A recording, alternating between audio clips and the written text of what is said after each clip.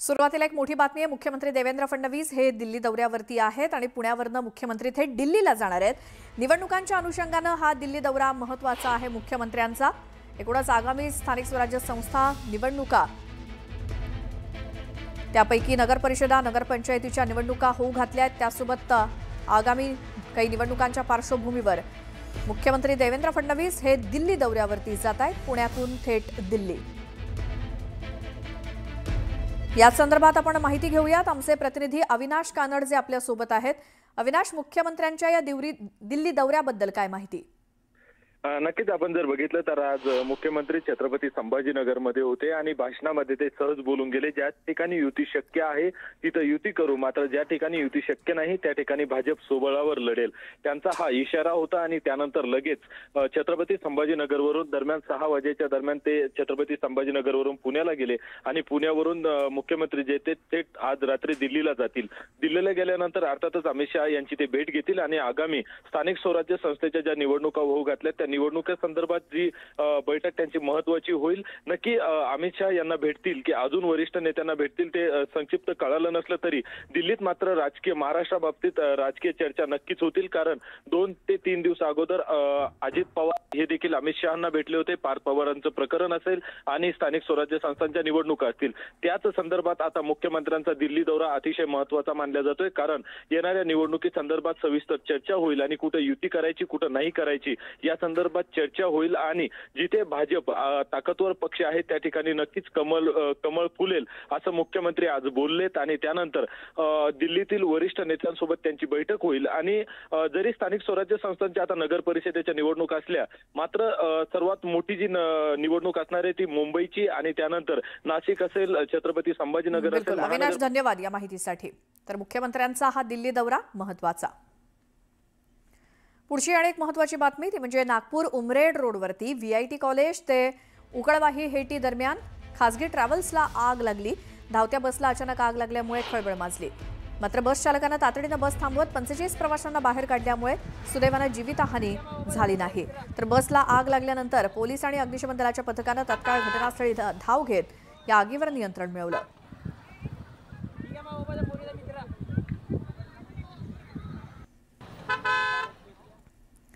एक मोठी बातमी, पिंपरी चिंचवडमध्ये 2 वेगवेगळ्या ठिकाणी बसला भीषण आग लागली। आगीमध्ये PMPMLची बस जळून खाक झाली आहे। चालकाच्या सतर्कतेमुळे प्रवाशांचा जीव वाचला।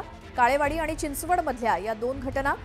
PMPMLच्या बसला लागलेली ही आग पिंपरी चिंचवडमध्ये, काळेवाडी आणि चिंचवड या ठिकाणी 2 बसेसला आग लागल्याची घटना पिंपरी चिंचवडमध्ये।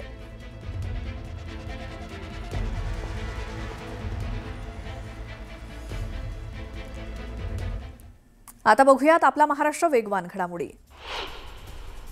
दौंडमध्ये राष्ट्रवादी शरदचंद्र पवार पक्षाला खिंडार पडले। भाजप आमदार राहुल कोल यांनी डावपेच आखायला सुरुवात केली। डॉक्टर भरत खळदकर यांच्यासह अनेक कार्यकर्त्यांनी भाजपात प्रवेश केला, त्यामुळे आता दौंड तालुक्यात भाजपची ताकद वाढणार आहे। पालघरच्या गडचिंचले साधू हत्याकांड प्रकरणामध्ये मुख्य आरोपी म्हणून भाजपनंच आरोप केलेले राष्ट्रवादी शरदचंद्र पवार पक्षाचे नेते काशीनाथ चौधरी यांनी भाजपात प्रवेश केलाय। काशीनाथ चौधरी यांच्यासोबत 3000 पेक्षा जास्त कार्यकर्त्यांनी भाजपमध्ये प्रवेश केला। बदलापूर नगराध्यक्षपदासाठी भाजपच्या उमेदवार रुचिता घोरपडेंनी उमेदवारी अर्ज दाखल केला। यावेळी भाजपकडून मोठं शक्ती प्रदर्शन करण्यात आलं। बदलापूर नगर परिषद निवडणुकीत भाजप आणि राष्ट्रवादीनं शिवसेनेला बाजूला ठेवत युती केली आहे। तळेगाव नगर परिषद निवडणुकीचा अर्ज भरण्यासाठी राष्ट्रवादी काँग्रेस आणि भाजप उमेदवारांसह त्यांच्या समर्थकांनी मोठी गर्दी केली। यावेळी उत्साही कार्यकर्त्यांनी हलगीच्या तालावर जल्लोष करत उमेदवारांचं स्वागत केलं। वर्ध्याच्या देवळीमध्ये भाजपकडून जोरदार शक्ती प्रदर्शन करण्यात आलं। भाजप उमेदवारांचे नामांकन अर्ज दाखल करण्यासाठी नगरपालिकेपर्यंत भव्य रॅली काढण्यात आली। माजी खासदार रामदास तडस यांच्या पत्नी शोभा तडस यांनी नगराध्यक्षपदासाठी अर्ज केलाय। यावेळी आमदार राजेश बकाने उपस्थित होते। वर्ध्यामध्ये शिंदेंच्या शिवसेनेकडून उमेदवारी अर्ज दाखल करण्यात आले। नगराध्यक्षपदासाठी रविकांत बालपांडे यांचा उमेदवारी अर्ज दाखल झालाय। कार्यकर्त्यांची ताकद दाखवण्यासाठी रिंगणात उतरल्याचं यावेळी मनीषा कायंदेंनी स्पष्ट केलं। कराड नगरपालिकेच्या नगराध्यक्षपदासाठी शिवसेनेकडून माजी उपनगराध्यक्ष राजेंद्रसिंह यादव यांनी तर भाजपकडून अतुल शिंदे यांनी उमेदवारी अर्ज दाखल केलाय। त्यामुळे आता महायुतीतच सामना रंगणार आहे। मोहोळ नगर परिषदेच्या नगराध्यक्षपदासाठी शरद पवारांच्या राष्ट्रवादी काँग्रेस पक्षानं अश्विनी जाधवांना उमेदवारी जाहीर केली आहे। तर दरम्यान माजी आमदार रमेश कदम यांच्या उपस्थितीत अश्विनी जाधव यांनी नगराध्यक्षपदासाठी उमेदवारी अर्ज दाखल केला। तळेगाव नगर परिषद निवडणुकीसाठी उमेदवारी अर्ज भरताना कोणताही अनुचित प्रकार घडू नये यासाठी पोलीस प्रशासनाकडून चोख बंदोबस्त ठेवण्यात आलाय। सुरक्षेसाठी अतिरिक्त कर्मचारी, सीसीटीव्ही देखरेख, वाहतूक नियंत्रण आणि प्रवेशबंदी क्षेत्राची विशेष व्यवस्था करण्यात आली। इंदापुरात अजित पवारांना मोठा धक्का बसलाय। राष्ट्रवादीचे जिल्हाध्यक्ष प्रदीप गारटकर पदाचा राजीनामा देऊन शरद पवारांच्या पक्षात प्रवेश करणार आहेत, तर माजी मंत्री हर्षवर्धन पाटील आणि भाजपचे युवा नेते प्रवीण माने राष्ट्रवादी विरोधात नगर परिषदेची निवडणूक लढवणार आहेत। कर्जत नगरपालिकेच्या निवडणुकीसाठी राष्ट्रवादी काँग्रेस आणि ठाकरेंच्या शिवसेनेकडून आज भव्य रॅली काढत शक्ती प्रदर्शन करण्यात आलं। नगराध्यक्षपदासाठी राष्ट्रवादी काँग्रेसच्या पुष्पा दगडे यांच्यासह 21 जागांसाठी कर्जत विकास आघाडीच्या उमेदवारांनी अर्ज दाखल केले। यावेळी राष्ट्रवादी काँग्रेसचे जिल्हाध्यक्ष सुधाकर घारे आणि ठाकरेंच्या शिवसेनेचे जिल्हाप्रमुख नितीन सावंत उपस्थित होते। जालन्यातल्या अंबड नगर परिषद निवडणुकीसाठी 76 वर्षीय आजींनी उमेदवारी अर्ज दाखल केलाय। शोभाबाई बापूराव कारके असं आजींचं नाव आहे। उरलेलं आयुष्य आता जनतेसाठी खर्च करायचं आणि विकास करायचा या भावनेतनं शोभाबाई यांनी अंबड इथल्या प्रभाग क्रमांक 9 मधनं निवडणूक लढवण्याचं ठरवलंय। हिंगोली नगर परिषदेची निवडणूक महाविकास आघाडीतील तीनही पक्ष एकत्रित लढणार आहेत। नगराध्यक्षपदासाठी ठाकरेंच्या शिवसेनेच्या अर्चना भिसे यांना उमेदवारी देण्यात आली आहे। उद्या शक्ती प्रदर्शन करत उमेदवारी अर्ज दाखल करण्यात येणार आहे।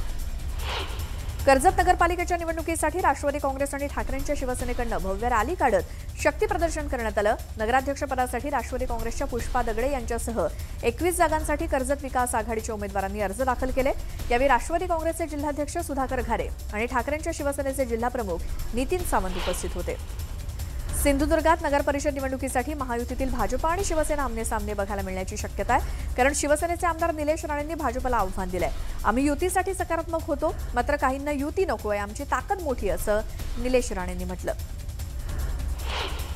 बार्शी नगरपालिकेच्या नगराध्यक्षपदासाठी भाजपकडून तेजस्वी प्रसाद कथले यांना उमेदवारी देण्यात आली आहे। त्यांनी आपला उमेदवारी अर्ज दाखल केला।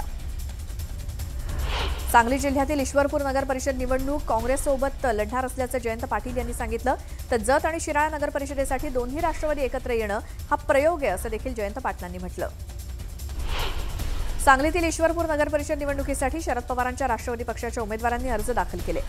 आमदार जयंत पाटील यांच्या उपस्थितीत आनंदराव मलगुडे यांनी नगराध्यक्षपदासाठी उमेदवारी अर्ज भरलाय, तर ईश्वरपूर नगर परिषद निवडणुकीसाठी शरद पवारांची राष्ट्रवादी आणि काँग्रेस पक्ष संयुक्तपणे निवडणूक लढवणार आहे। तळेगाव दाभाडे नगर परिषदेच्या निवडणुकीसाठी विविध पक्षांकडून उमेदवारी अर्ज दाखल करण्यात आले। त्यावेळी अर्ज दाखल करताना अनेक उमेदवारांनी डीजेचा दंडनाट केला। यावेळी आमदार सुनील शेळके यांनी डीजेच्या दंडनाट ऐकताच कानावरती हात ठेवले। भुसावळमध्ये उपविभागीय कार्यालयात उमेदवारासोबत आलेल्या सूचक आणि पोलिसांमध्ये वाद झाला। 2 सूचकांच्या प्रवेशावरून हा वाद झाला असून एकाच सूचकाला प्रवेश दिला जात असल्यामुळे उमेदवारांनी नाराजी व्यक्त केली। कार्यकर्त्यांच्या समस्या सोडवण्यासाठी 24 तास उपलब्ध असल्याचं वक्तव्य गुलाबराव पाटलांनी केलं, तर युती होऊ दे किंवा न होऊ दे कामाला लागण्याच्या सूचना त्यांनी कार्यकर्त्यांना केल्यात। चिपळूणमध्ये महायुतीनं जोरदार शक्ती प्रदर्शन केलं। राष्ट्रवादीकडून मिलिंद कापडी यांनी नगराध्यक्षपदासाठी उमेदवारी अर्ज दाखल केलाय, तर शिवसेनेकडून उमेश सकपाळ अर्ज करणार आहेत। सावंतवाडी नगर परिषदेच्या निवडणुकीसाठी भाजपच्या माजी नगराध्यक्ष अन्नपूर्णा कोरगावकरांनी 2 उमेदवारी अर्ज केलेत। एक अपक्ष म्हणून तर दुसरा अर्ज भाजपकडून दाखल केलाय। भाजपकडून अधिकृतपणे एबी फॉर्म न मिळाल्यामुळे त्यांनी 2 अर्ज भरले। महाडमध्ये भाजप आणि राष्ट्रवादीने शक्ती प्रदर्शन करत उमेदवारांचे अर्ज भरले। महाड नगरपालिकेवरती राष्ट्रवादी 15 तर भाजप 5 जागांवरती निवडणूक लढणार असून नगराध्यक्षपद राष्ट्रवादीकडे राहणार आहे। बुलडाणा जिल्ह्यात भाजपचे मित्र पक्षांसोबत जुळत नसल्यामुळे भाजपने एकला चलोरेच्या भूमिका घेतली आहे। त्यामुळे शिवसेना शिंदे गट आणि राष्ट्रवादी अजित पवार गट एकत्र लढणार असल्याची चिन्ह निर्माण झाली आहेत। काँग्रेसने थेट वंचित सोबत घरोबा केल्यामुळे राष्ट्रवादी शरद पवार गट आणि शिवसेना ठाकरे गट नाराज असल्याचं बोललं जात आहे। एक मोठी बातमी आहे। नेरूळमधील राजीव गांधी उड्डाण पुलाजवळ उभारलेला छत्रपती शिवाजी महाराजांचा सिंहासनारूढ भव्य पुतळा गेल्या अनेक महिन्यांपासून अनावरणाच्या प्रतीक्षेत होता। राजकीय श्रेयवाद आणि प्रशासनाच्या दुर्लक्षामुळे या पुतळ्याचं अनावरण झालेलं नव्हतं। दरम्यान आज मनसे नेते अमित ठाकरे यांनी नवी मुंबईच्या भेटीदरम्यान या स्मारकाची पाहणी केली। पुतळ्याची परिस्थिती पाहून अमित ठाकरेंनी पुतळा पाण्यानं धुतला आणि पुष्पहार अर्पण करत या पुतळ्याचं लोकार्पण केलं। प्रशासनावरती नाराजी व्यक्त करत अमित ठाकरेंनी संतापजनक प्रतिक्रिया दिली।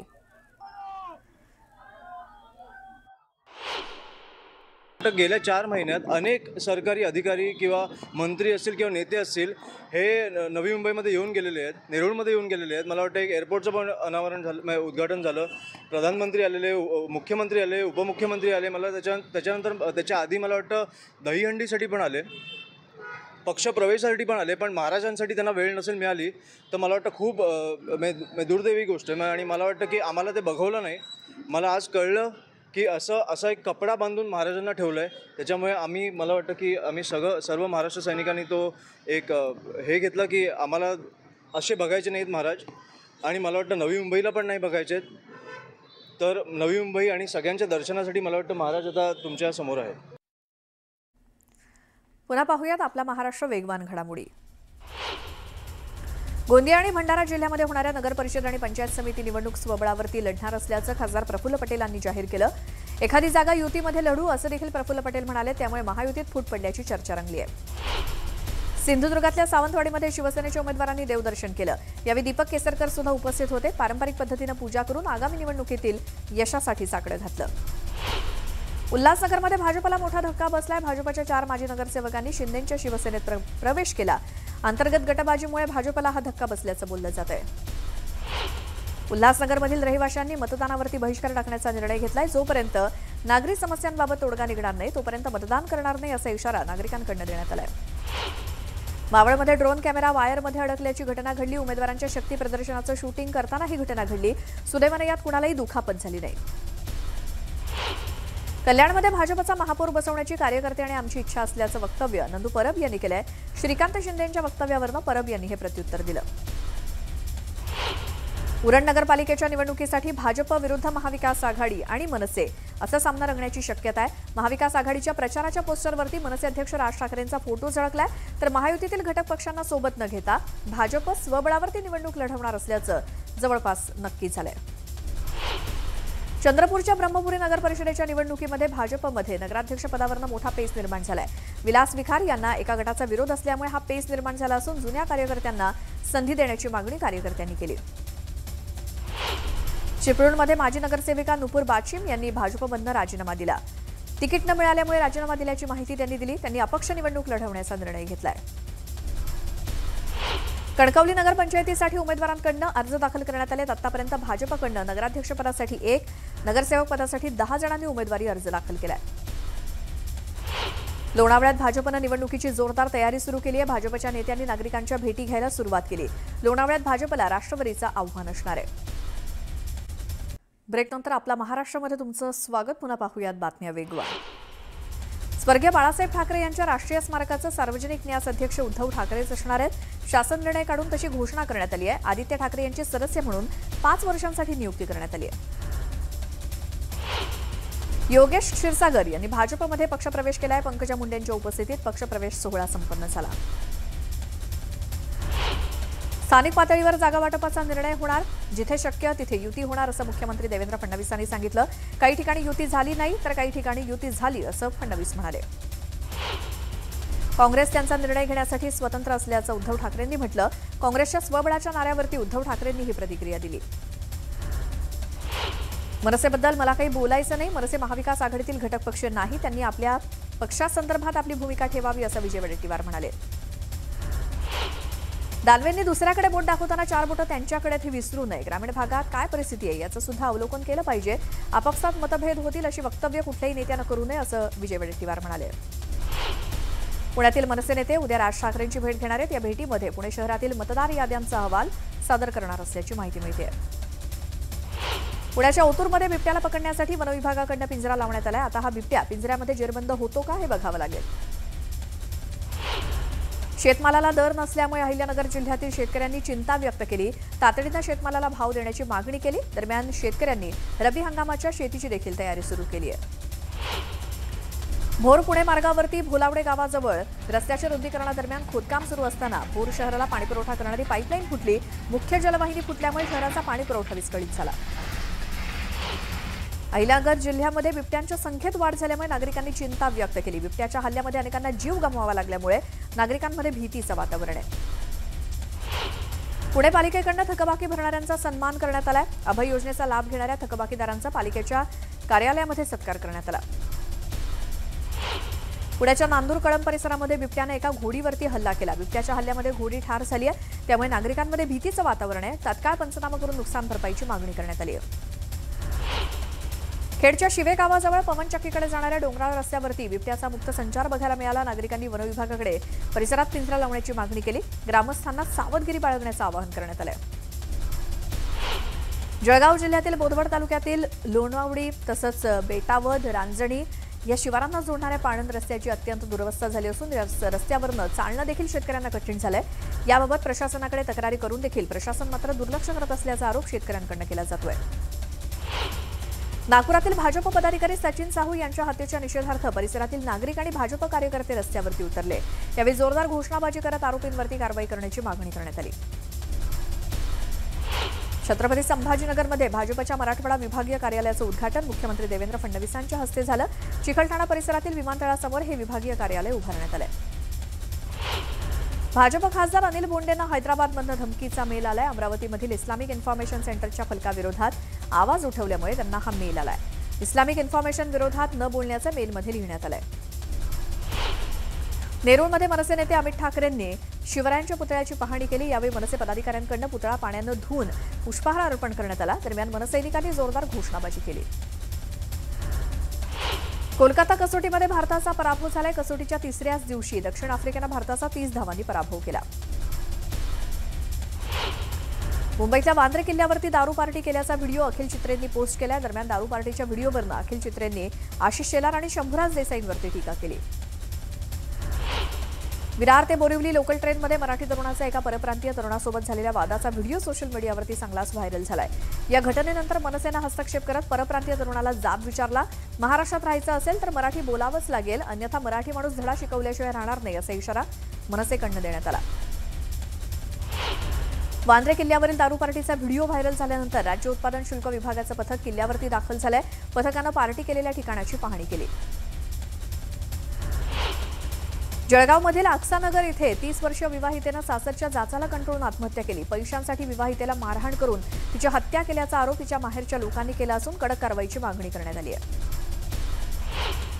नागपूर उमरेड रोडवरती व्हीआयटी कॉलेज ते उकळवाही हेटी दरम्यान खासगी ट्रॅव्हल्सला आग लागल्याची घटना घडली. धावत्या बसला अचानक आग लागल्यामुळे एकच खळबळ माजली. मात्र चालकानं तातडीनं बस थांबवत आणि 45 प्रवाशांना बाहेर काढल्यामुळे सुदैवानं जीवितहानी झाली नाही. सोशल मीडियावरती दहशत पसरवून प्रसिद्धीसाठी चारचाकी फोडत वाहन चालकांना मारहाण करणाऱ्या रोहित गुप्ताला पोलिसांनी ताब्यात घेतलं. या घटनेप्रकरणी तात्याराव सपकाळ या वाहन चालकानं लोणावळा पोलीस ठाण्यामध्ये तक्रार दाखल केली. वाशिम शहरातील स्मशानभूमी परिसरात एका नवजात मृत अर्भकाचं कुत्र्याने लचके तोडल्याचा प्रकार समोर आलाय. हे अर्भक स्मशानभूमीत कुणी पुरलं याचा पोलिसांनी तपास करावा अशी मागणी नागरिकांनी केली आहे. उल्हासनगरच्या कैलाश कॉलनी भागातील आनंद दिघे चौकामध्ये एका तरुणानं हातात कुऱ्हाड घेऊन दहशत माजवण्याचा प्रयत्न केला. या घटनेचा व्हिडिओ सोशल मीडियावरती व्हायरल झाला असून स्थानिकांनी कारवाईची मागणी केली आहे. सोलापूरच्या विजापूर रोड परिसरामध्ये एका तरुणानं जीवन संपवले. सोशल मीडियावरती स्टोरी टाकत आत्महत्या केली. योगेश अशोक ख्यागे असं जीवन संपवलेल्या तरुणाचं नाव आहे.